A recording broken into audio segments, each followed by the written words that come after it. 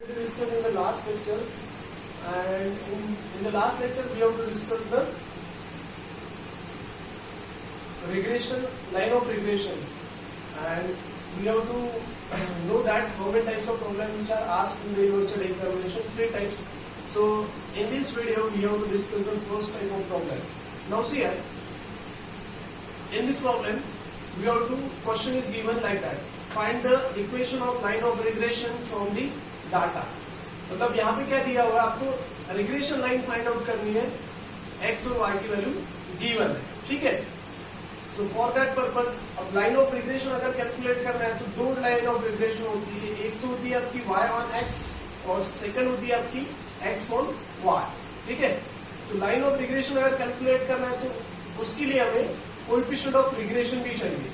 Coefficient of regression चाहिए, इसका मतलब बी ऑफ वाई एक्स चाहिए और बी ऑफ एक्स वाई चाहिए, ठीक है.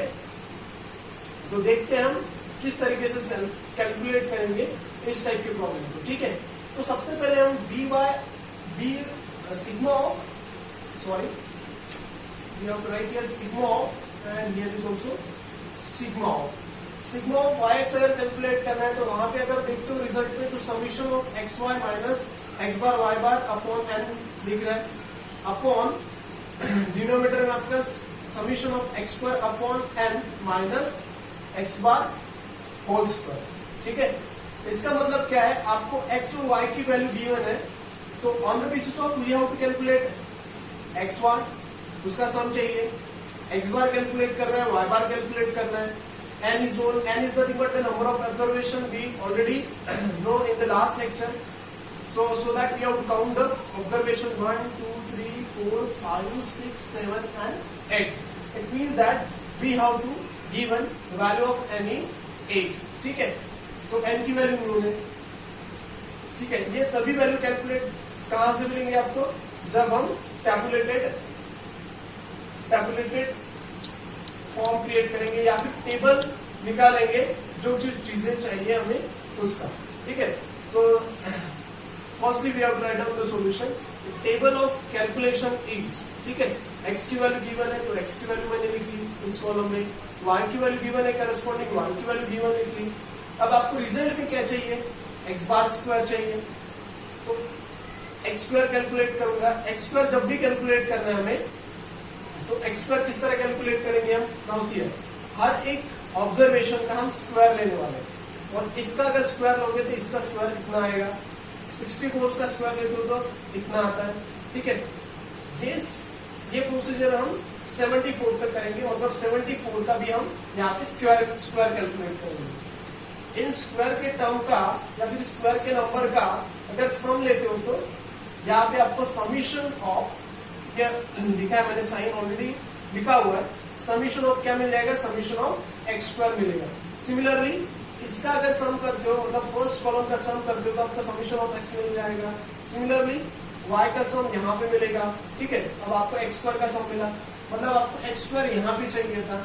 अब सिग्मा ऑफ एक्स वाई देखते हो तो वहां पे क्या चाहिए, समीशन ऑफ वाई स्क्वायर चाहिए. और समीशन ऑफ वाई स्क्वायर कहां से मिलेगा, जो वाई की वैल्यू दी हुई है हर एक ऑब्जर्वेशन का अगर स्क्वायर लेते हो तो आपको वाई स्क्वायर मिल जाएगा हर एक के लिए. मतलब 126 का स्क्वायर लेते हो तो ये मिल जाएगा वाई का स्क्वायर 126 का स्क्वायर. सिमिलरली ये कहां तक करना है आपको, 208 का स्क्वायर लेना है, जो कि हमें यहाँ पे मिला है 43264, ठीक है. जिस तरह हमने एक्स स्क्वायर का सम लिया था उसी तरह अगर आप वाई स्क्वायर का सम लेते हो तो यहाँ पे समीशन ऑफ वाई स्क्वायर मिलेगा आपको 197840. सिमिलरली हर एक रिजल्ट में मतलब कोएफिशिएंट ऑफ वाई एक्स रहे या फिर सिग्मा ऑफ एक्स वाई रहे, वहां पे आपको समीशन ऑफ एक्स वाई चाहिए, ठीक है. तो समीशन ऑफ एक्स वाई कहां से मिलेगा, अगर इन दोनों क्वांटिटी का मतलब एक्स और वाई का अगर हम हर एक ऑब्जर्वेशन का मल्टीप्लीकेशन करते हैं तो आपको एक्स वाई मिल जाएगा फर्स्ट ऑब्जर्वेशन के लिए. सिमिलरली एक्स वाई मिल जाएगा सेकंड ऑब्जर्वेशन के लिए. हमें ये वैल्यू कहां तक करनी है, 74 इंटू 208 के लिए, जो कि हमें मिला है 15392. इस सभी का अगर सम करते हो तो समीशन ऑफ एक्स वाई आपको मिलता है 85546, ठीक है. ये टेबल कैलकुलेट करने के बाद फर्स्ट चीज हमारे पास आती है या फिर हमारे माइंड में अराइज क्वेश्चन होता है कि हमें और क्या चाहिए, एक्स बार चाहिए और वाई बार चाहिए, जो कि हमने लास्ट लेक्चर में ऑलरेडी डिस्कस किया था। एक्स बार और वाई बार क्या होता है, ठीक है। चलिए तो देखते हैं। एक्स बार अगर कैलकुलेट करना है तो summation of x upon n होगा। X bar is nothing but the summation of x upon n, and that summation of x is already calculated. That value is 547 and the value, the number of observation is 8. So if you are to dividing 8 by this quantity, you are to getting 375 is the value of x bar. Similarly, y bar is nothing but the summation of y upon n, which is equals to our getting 1240. We already calculate 1240 and the summation of y and dividing by 8, which are getting 155. Okay. Now अब ये सब calculate करने के बाद आपको value calculate किया, आपने x बार calculate करना है, वाई बार कैलकुलेट करना है, किया उसके बाद आपको क्या करना है, sigma of y x calculate करना है और sigma of x y calculate करना है। और सिग्मा ऑफ वाई एक्स क्या होता है, coefficient of regression line y on x, sigma of y x होता है। और सिग्मा ऑफ एक्स वाई क्या होता है आपका, coefficient of regression line x on y होता है। ये किस लिए चाहिए, अगर आपको लाइन ऑफ रिग्रेशन कैलकुलेट करना है y ऑन x और x ऑन y, दोनों के रिजल्ट अगर देखते हो, हम आगे जाने वाले, लेकिन यहाँ पे लिखा तो देख लेते हैं। Sigma of y on x अगर कैलकुलेट करना है आपको तो ये रिजल्ट होता है, मतलब सिग्मा ऑफ एक्स वाई चाहिए उस केस में, sorry sigma of y x चाहिए उस केस में। और the line of regression x on y calculate करना है तो सिग्मा ऑफ एक्स वाई चाहिए, ठीक है। तो सबसे पहले हमें क्या कैलकुलेट करना होगा, सिग्मा ऑफ वाई एक्स। तो देखते हैं सिग्मा ऑफ वाई एक्स का रिजल्ट, ये ऑलरेडी हमने लिखा हुआ है फर्स्ट वीडियो में, ठीक है। तो वही हम यूज करने वाले हैं। Sigma of y x is nothing but the summation of x y upon n minus x bar y bar, this is the numerator quantity upon summation of x square upon n minus x bar whole square, ठीक है। और sigma of x y, sorry summation of x y calculate किया है, वो value substitute कर देंगे यहाँ पे, अपॉन 8 माइनस एक्स बार की वैल्यू कैलकुलेट की है, वो सब्स्टिट्यूट करेंगे, वाई बार की वैल्यू सब्स्टिट्यूट करेंगे, दिस इज न्यूमरेटर पार्ट।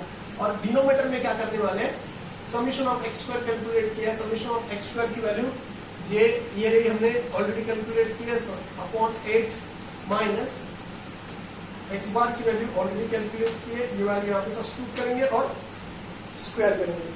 इसका अगर मैनिपुलेशन या फिर ये आप कैलकुलेशन करते हो by the help of calculator, you have to getting the value of 6.0457, ठीक है।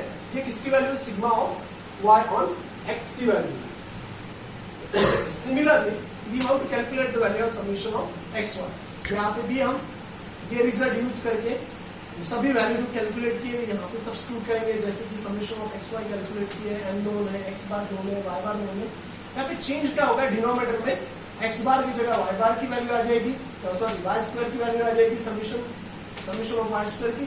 और यहाँ पे एक्स बार था, वहाँ पे वाई बार की वैल्यू आ जाएगी। इन सभी को अगर कैलकुलेट करते then we are getting the value 0.1349, ठीक।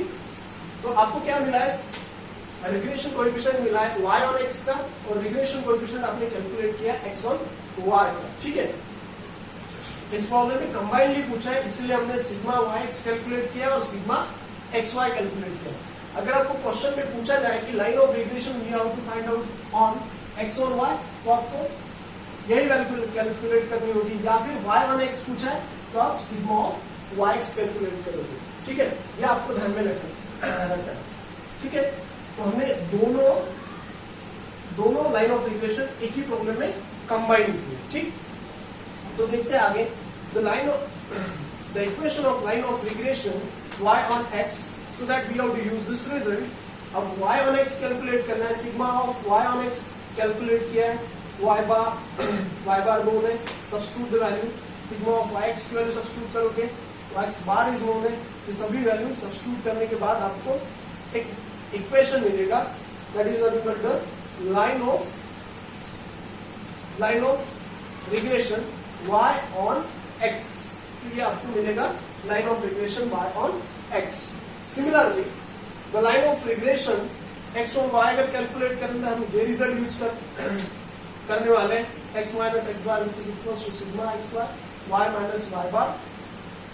तो एक्स बार की वैल्यू नोन है, वाई बार की वैल्यू ऑलरेडी कैलकुलेट की है। दोनों वैल्यू सब्स्टिट्यूट करने के बाद आपको एक इक्वेशन मिलेगा x which is equal to 47.4655 plus 0.1349 y. This is the line of equation x on y axis. Hope so.